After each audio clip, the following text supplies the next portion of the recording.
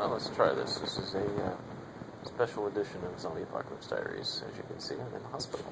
Down in hospital bed and AV and all that stuff. Anyway, I am recording this because I got spared from gallbladder removal surgery because I insisted they check it. And the purpose of this entry is to discern between the zombie diet and human diet. And the zombie diet can tolerate loss of gallbladder. The human diet cannot. See, the human diet consists of meat. Let's go over it again if we haven't before. In our mouth, we produce amylase, which digests carbohydrates. In our stomach, we produce pepsin, which is an enzyme that helps digest protein. In our upper intestine, the duodenum, the first part of the small intestine, we produce an enzyme called lipase, which assists in the digestion of fat. Those are the only digestive enzymes we produce. And they are produced in the quantities relative to where they are produced. A small amount in our mouth to digest carbohydrates before they get to our stomach. That's important, before they get to our stomach. Pepsin to digest protein in the stomach. It's a big thing. So a lot of protein relative to the mouth, a little bit of carbohydrates. And the duodenum, I would say, is about a quarter the size, maybe a tenth the size of the stomach. So it is meant for digesting up to, say 25% of the amount of protein you eat as fat. Relative quantities. It's basically what our body is designed to do. We're designed to eat protein, a little bit of fat, some carbohydrates. Now, what are these elements? Protein is both energy and the building blocks of our body. We are made of protein. So we eat protein, breaks it down into the amino acids, the constituents of the proteins we are made of, and then those amino acids are distributed as needed and synthesized into proteins by our DNA inside of our cells, so that new cells can be made to replace the ones that are damaged or age or whatever, or if we have cancer to build new cells. So denial of protein and oh my god, I think I just accidentally discovered a cure for cancer, or a treatment for cancer. Aflatoxins stop protein and DNA synthesis. If an aflatoxin was given regionally in a cancer, it might stop the cancer's growth. Holy shit. Oh my goodness. Okay, anyway, this isn't what this episode is about.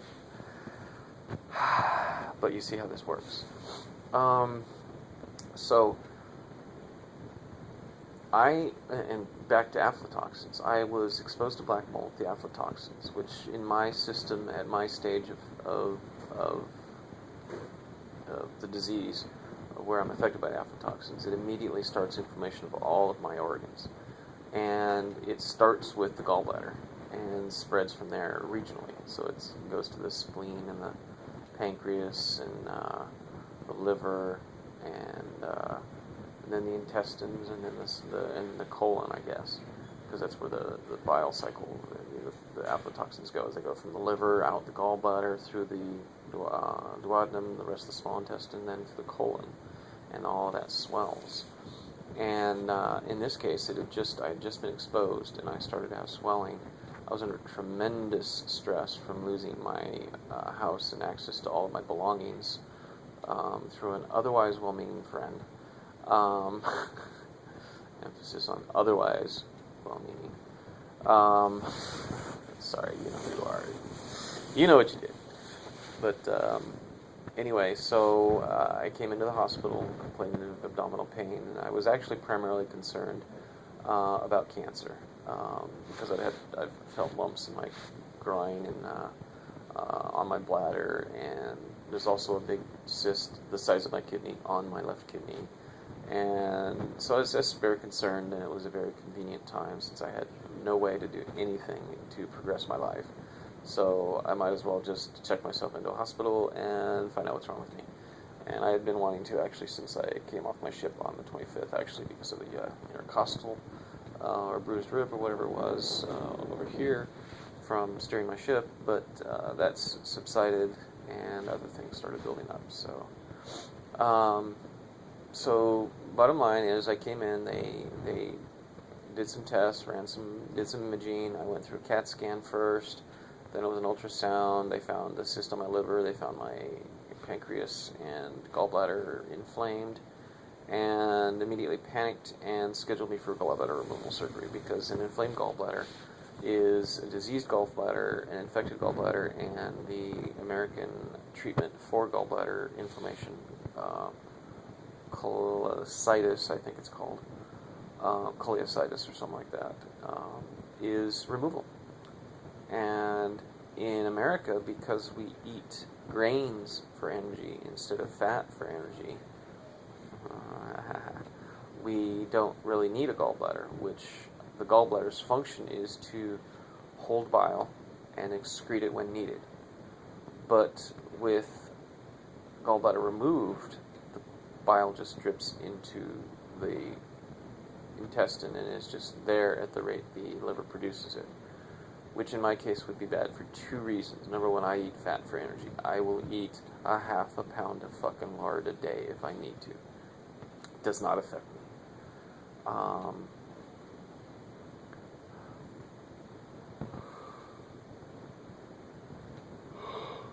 Excuse me. And congratulations if you just yawned. So the other reason is because I have to have regulation of bile. I have to be able to time when the bile comes out so that I can expose the bile to citrus pectin, which will absorb any, which will chelate any aflatoxins or other similar lipid toxins. Excuse me. Okay, pardon the interruption. So basically the bottom line is that if you're going to eat like a human with the minimal carbohydrates, the massive protein, and the bit of fat, oh yeah, I was talking about what those things provide.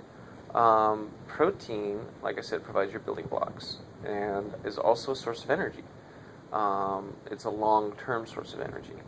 Carbohydrates in your mouth is basically instant energy. It's converted straight into sugar. If it's a simple carbohydrate, it's converted straight into sugar. Otherwise, it does go down into your stomach and digest, breaks down the hydrochloric acid, and that breaks down the simple sugars. And the amylase does follow down and breaks those down and eventually gets you down into glucose or the other single monosaccharide component. So you go from complex saccharides to diglyceride or disaccharides to monosaccharides, and saccharides being sugars, and then those are absorbed both in the mouth, the esophagus, the stomach, and the duodenum. Both. And then fat is energy. Fat is I know it's light. It's a lipid molecule, but I'm trying to remember.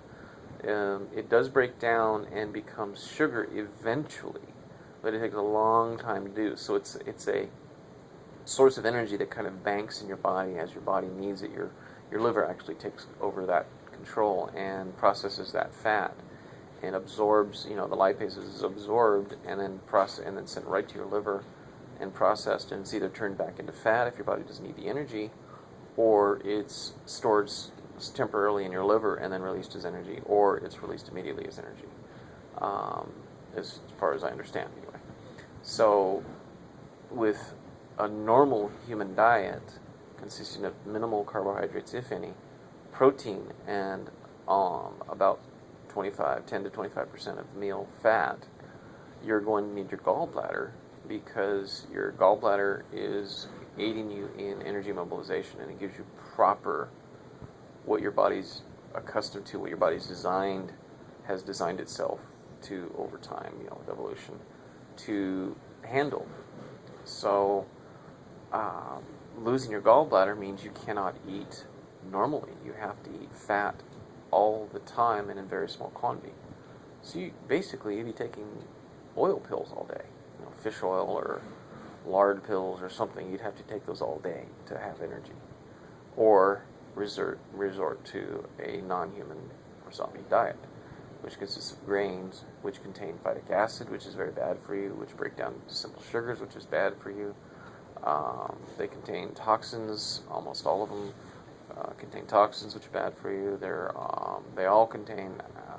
Well, the toxins are allergens, and the allergens produce stimulation, and stimulation is an addictive state.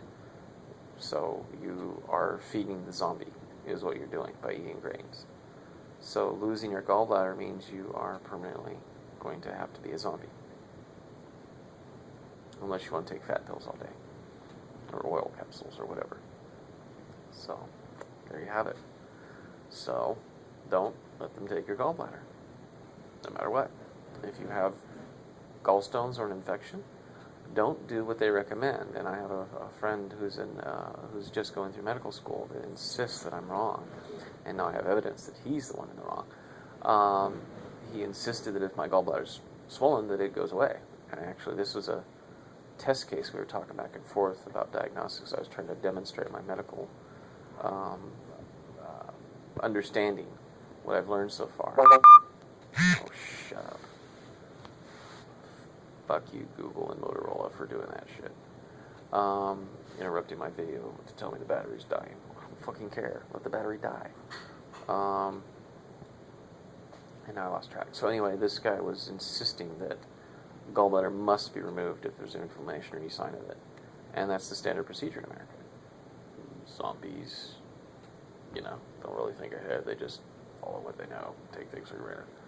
So, there you have it. Zombie Apocalypse Diaries, talking to you about gallbladder. Enjoy.